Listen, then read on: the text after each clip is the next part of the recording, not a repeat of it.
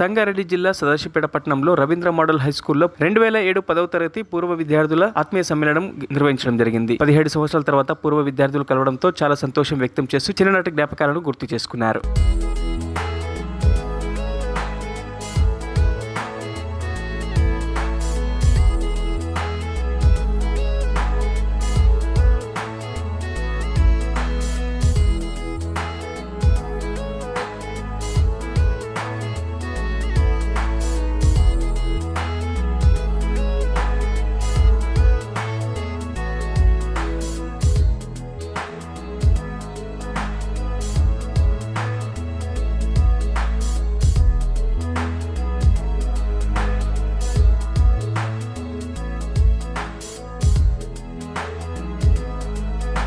మరిన్ని అప్డేట్స్ కోసం మా ఛానల్ని సబ్స్క్రైబ్ చేయండి.